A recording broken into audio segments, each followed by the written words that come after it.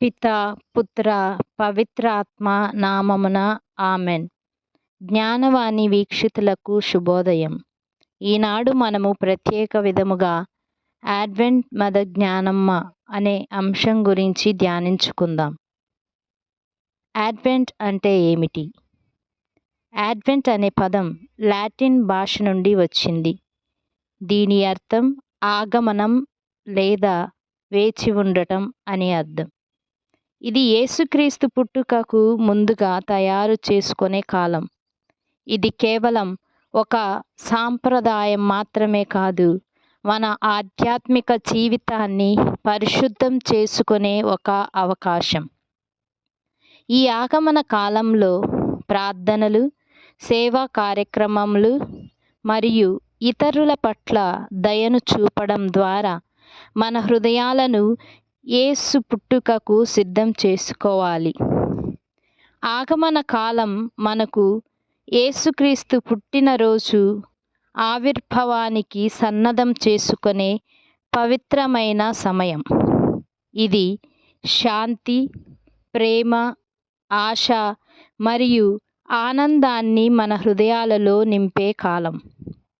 ఈ ఆగమన కాలంలో మనమందరం సేవ, ధ్యానం మరియు ప్రార్థన ద్వారా మన ఆత్మను పరిశుద్ధం చేసుకోవాలి. దేవుని ఆశీర్వాదములు మన మీద ఎల్లప్పుడూ ఉండాలని ప్రార్థించుకుందాం. ఈ సందర్భంలో మనకెంతో ఆదర్శమైన మదర్ జ్ఞానమ్మ గారి జీవితంపై దృష్టి పెట్టడం చాలా తగిన విషయం. మదర్ జ్ఞానమ్మ తన జీవితంలో శ్రద్ధ మరియు సేవా ధర్మంతో దేవుని పిలుపు ప్రకారం అనేక గొప్ప కార్యాలను సాధించారు. ఆమె మహిళల అభ్యున్నతికి, సమాజ శ్రేయస్సుకు మరియు కట్టుదిట్టమైన ఆధ్యాత్మిక జీవనానికి మార్గదర్శకురాలిగా నిలిచారు. ఆగమన ఆవశ్యకతను మదర్ జ్ఞానమ్మ జీవితం ద్వారా నేర్చుకోవాల్సిన అంశాలు 4 ఉన్నాయి. అవి: మొదటిది, ప్రారంభాలపై నమ్మకం. అనగా ఈ ఆగమన కాలం ఒక క్రొత్త ఆరంభం కోసం మనలను సన్నద్ధం చేస్తుంది. అలాగే మదర్ జ్ఞానమ్మ తన జీవితంలో అనేక కష్టాలను ఎదుర్కొని కూడా అనేక మార్గాలను ఆవిష్కరించారు. రెండవది, సేవాధ్యేయం.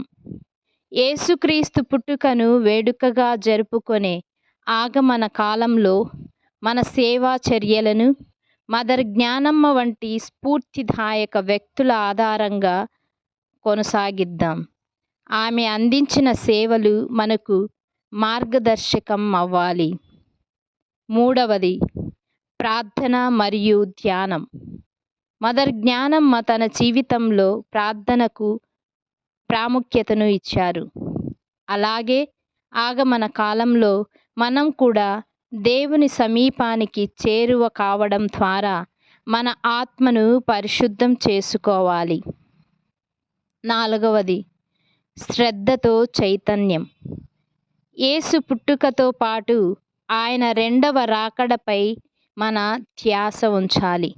అలాగే మదర్ జ్ఞానమ్మ గారు జీవితాంతం సత్యం, ధర్మం మరియు సేవపై చైతన్యం కలిగి జీవించారు.